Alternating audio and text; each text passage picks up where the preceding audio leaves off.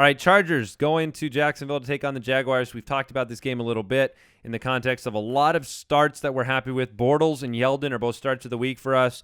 Allen Robinson is in line for a great game against the Chargers defense that just is no good.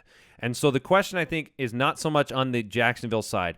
Let's focus on what people are trying to figure out here, which is what can I do with the offense of San Diego that was so productive from a fantasy perspective earlier in the year with Woodhead, with Gates, with Rivers, with Keenan Allen early in the year. So what do we expect from them? Give me the projections here, because I like Stevie Johnson. I made him a start of the week from volume perspective, PPR leagues. But what's Gates going to do this week?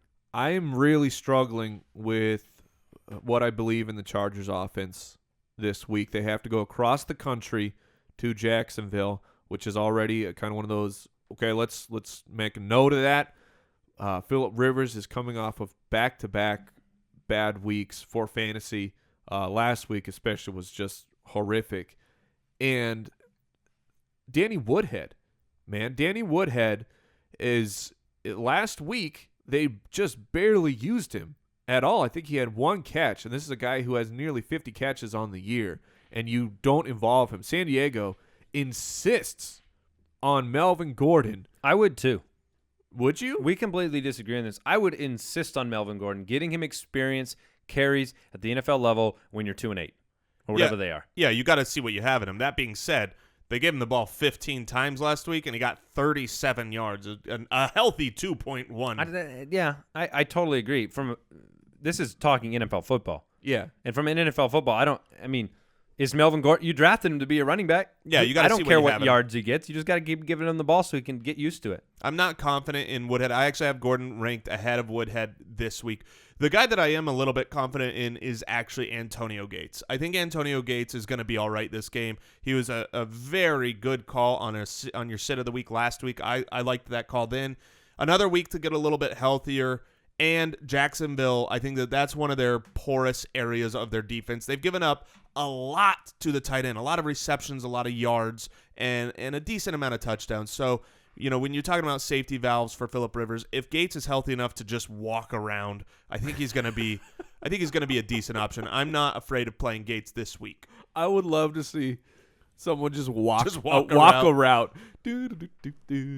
I've always wondered when that Yao Ming type of football player is going to come. Wait, that's just like 7 foot, 8 feet tall? Yeah, and they just literally say, hey, if we got third and short, you walk out here and we're going to throw the ball 10 feet in the air, and you'll either get hit before you catch it, we'll get a penalty, or you catch it. Just hold on to it. What's funny is you and I have actually talked about that before. Yeah, it's like, seriously, if I'm a coach, I'm looking for that. That's actually been a discussion. You're looking for the 7 foot 7 inch guy that has like a wingspan. Yeah, you can't he's get just up there. A guarantee. I need 3 yards. I'm first and goal at the 2-yard line. You can need big old mitts, big old grabbers to just go up there and get it. You look like a seal. Hey, a seal of touchdowns. Whatever works. All right, we're gonna move on. The Dolphins take on the Jets, and I'm gonna give you the highlight here that stands out to me.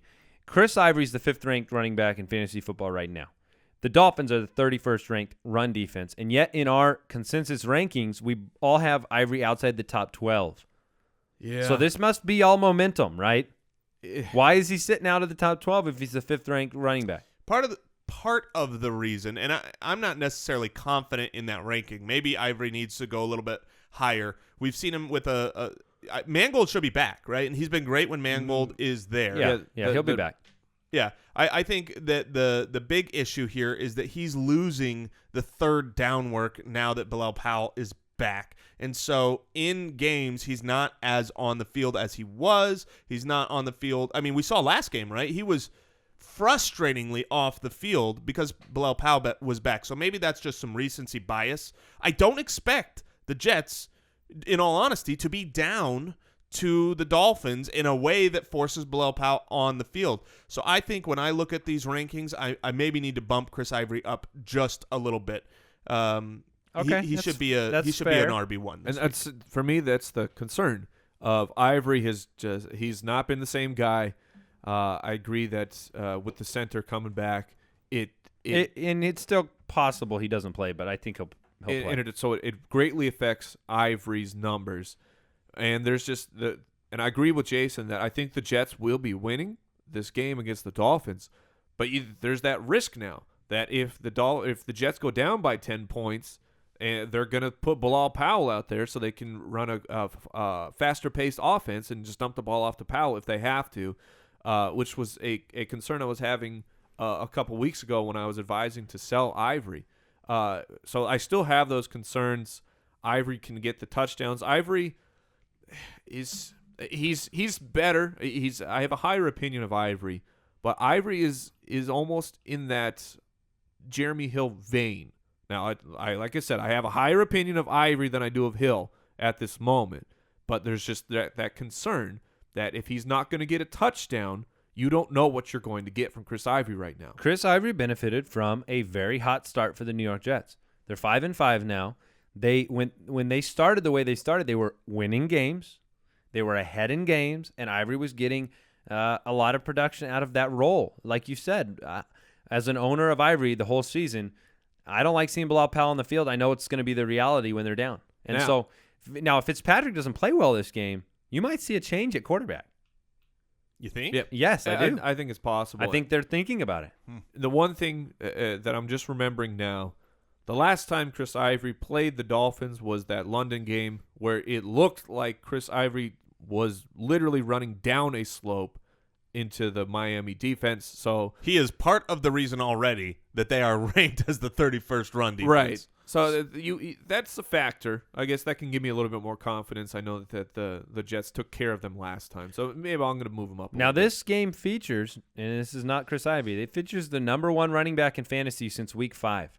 Lamar Miller! And that's Lamar Miller. Now he's had a couple games that were just insane. But Andy, this is the New York Jets. They're like the best run defense in the league.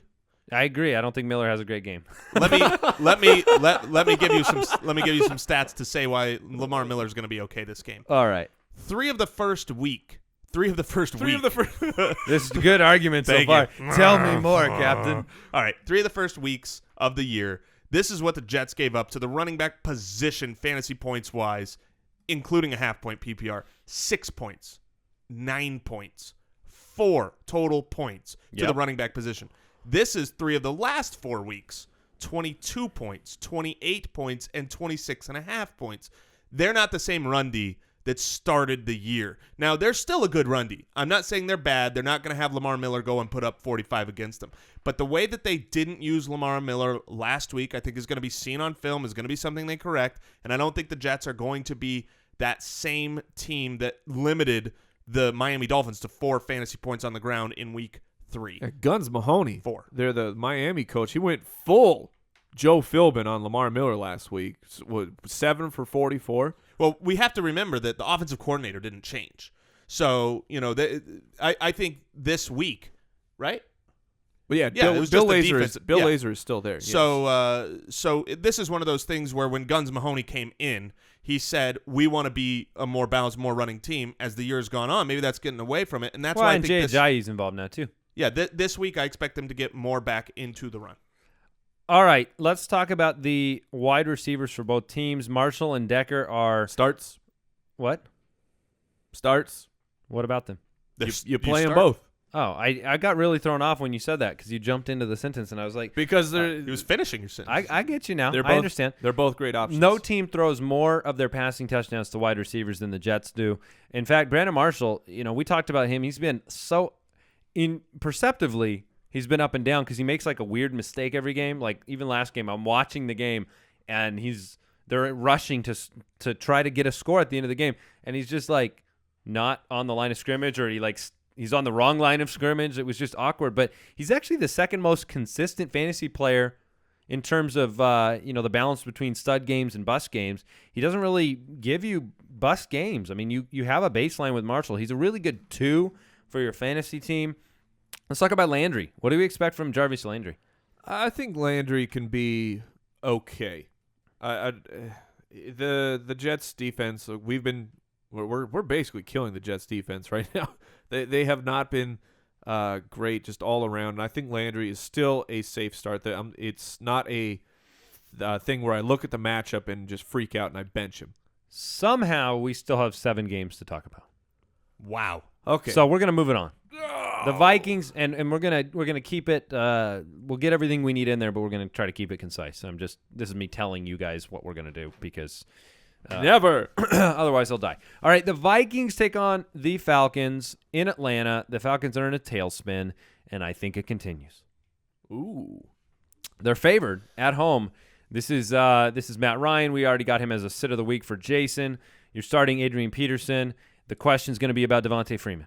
Yep, you start Devonta Freeman if he's back, even against a matchup that's. I mean, what I expect him to be an RB2 against a tough matchup against Minnesota. But we've seen even when he doesn't score, he's just so utilized that he should be fine. Do you start Tevin Coleman if Freeman sits? Yes. I do. Yep. Okay. Yeah, I do. Wide receiver wise, Stefon Diggs. What are your feelings about him right now? Oh man, Are you digging him? Can you dig it? I'll play him if I got to, but he's a low 2. Whoa. What are you looking at? Our rankings, Mike. Do you know where you have Devonta Freeman ranked? I ranked him as if he was going to play. Yes. Yeah. Numero uno. Yeah. If he plays, Freeman is still a top elite option for me just because of volume, where even if he runs for 30 or 40 yards, he's going to get 50 or so yards through the air, and his likelihood of scoring a touchdown is very great. Yeah, I don't have any problems with that. I've got. So as if you're looking at my rankings, I statted Freeman believing that he's going to play. Yeah. Now let me throw one thing out there. Very interesting. Those are not the stats of a guy I think will be on the bench. Right. Fair. Yeah. The number one running back who didn't even play. Believe it or not, the Falcons give up the least amount of yards on the ground per week in the entire football. In the entire football? the effects in the of entire National Football League. The effects of the Megalodon show are starting to show. They're coming through. 87 yards a game. They're at home. Do you expect Adrian Peterson to have an Adrian Peterson type of day? I do. Okay. That's all there is to it. I think he'll have a good game, but I don't think he's going to be just like that number one guy of the week having a monster game. And I don't know if we spoke to Stefon Diggs and answered your question. I think Stefon Diggs is a fine play here as a low end wide receiver too. His utilization has been okay. He had the week before last wasn't really used, but he came back last week, and even though he didn't get a touchdown, he had a good amount of receptions, good amount of yards, so he's okay to play. And an interesting note on the descendants of Roddy White. Apparently, when they started the last week's game, they had scripted out 3 plays, 3 or 4 plays to Roddy White that went 5 yards total gained on like 3 or 4 plays. So man, Roddy White, sayonara. We loved you, sayonara. But we're sit of the year. We're all about that new hotness. Sit of the year.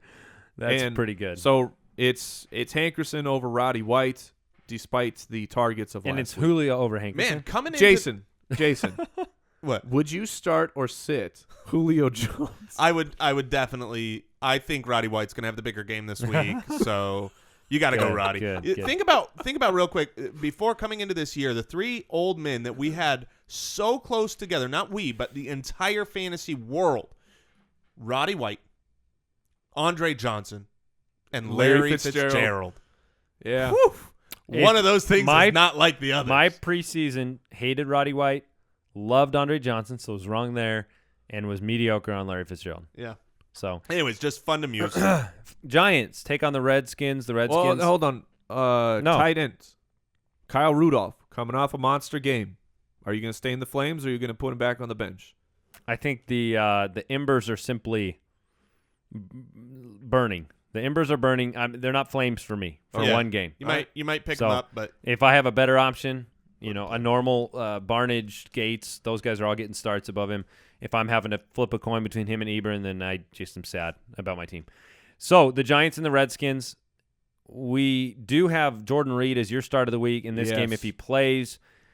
Also, you've got Eli Manning, your start of the week at quarterback in this game. And Deshaun Jackson, my start of the week on the other side. Oh, we like this game. Well, and so does Vegas, right? High point spread. So let's talk about some of the guys we haven't discussed already. Let's go with Matt Jones. Alfred Morris is dealing with a rib injury. There could be some baseline production available for Matt Jones. Am I right? Yes, I completely agree that if Alf is to miss the game, then Jones is a decent start. Could be some rain in this game, too. And the other guy who, if you're going super sneaky, is, we've talked about him before, but it's Chris Thompson. And I think Washington is likely to be trailing this game, which game flow, if you're trying to read into that says Chris Thompson's going to be on the field a good bit. And if Matt Jones continues his streak of fumbles, I was going to say, if he fumbles, he fumbles, he's done. You're going to see Chris Thompson nonstop. Yeah. So he's a decent if you really, really have been hit by the injuries of the running backs, then Chris Thompson. I've been pretty disappointed in Thompson's workload since week 6. You know, he's only had 2, 1, 3 in terms of receptions. So that would be my concern. But if Morris misses the game, then it changes that equation quite a bit. Now, if the rain is a little bit heavier, light rain is okay if you got a little drizzle. If it rains a little bit more, what you're going to see probably working against my Deshaun Jackson is the shorter passing game, which would be one of the guys that I think is not talked about enough on our show is Crowder. Jameson Crowder as a rookie against a not a very good passing defense. You know that's Jason's street name, by the way, Little Drizzle? I did not know that. Wow. You didn't know that? No. We've been calling you that for years. Man. On the street. Yeah, only on the street. So I just cut off a very good point about Jamison Crowder to call him Little Drizzle. Worth it. Nailed it. All right. Raiders at Titans. Marcus Mariota is my stream of the week. I like the matchup. I like him at home here. I like him getting Kendall Wright back into the mix. I don't like Antonio Andrews at all. I really don't. What did he do to you? I think David Cobb's going to be more involved. Really? I projected Antonio Andrews. David low. Cobb was involved last week.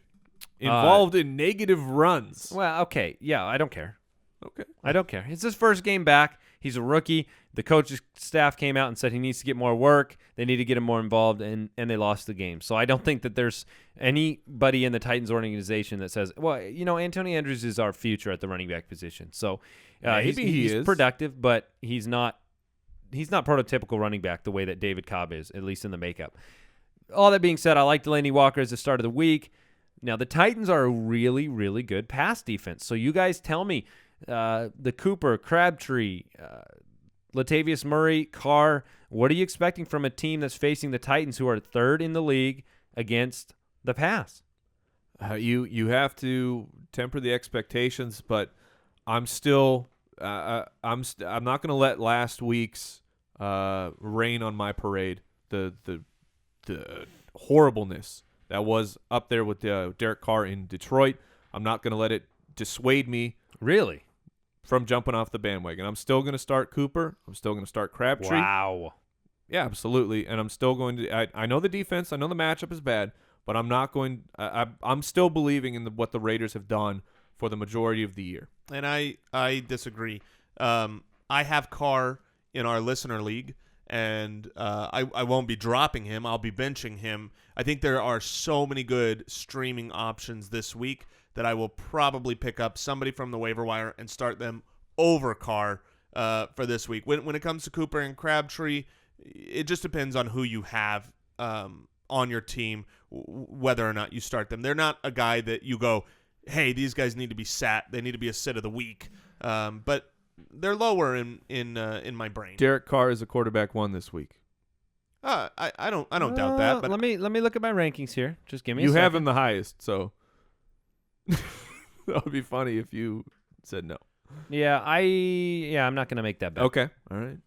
I'm not gonna make that. Okay. And it was just a matter of the Titans are giving up only 214 a game through the air, and this game's in Tennessee. I don't think Carr stinks, but I think you just have to temper it, like you said. We all have Derek Carr ranked as a quarterback one. He's just a low end quarterback one. Yeah, and on the other side, the Raiders give up 250-plus yards in 90% of their games in terms of the quarterback position. So Mariota, that's the basis for that stream. Let's move it on. Let's talk Cardinals. Let's talk 49ers, the great Palmer-Gabbert matchup of 2015. You raising your hand? I am, because I see an obvious question that I think people could run into. In this specific game, would you, Andy, stream or play Derek Carr or Mariota? Who has the better fantasy game, do you think? If you've got Derek Carr, do you go out and sign Mariota, or do you play Derek Carr? I know what our rankings say. I'd rather play Mariota. But I don't want to lose Carr rest of the season. So if it was a matter of that, I probably, if I'm in a must-win, I'd rather start Mariota. If I'm in a prep for playoffs, I'll take the number that Carr gives me. I don't think it's going to be some giant gap between the two. That's how I'd approach it. Okay.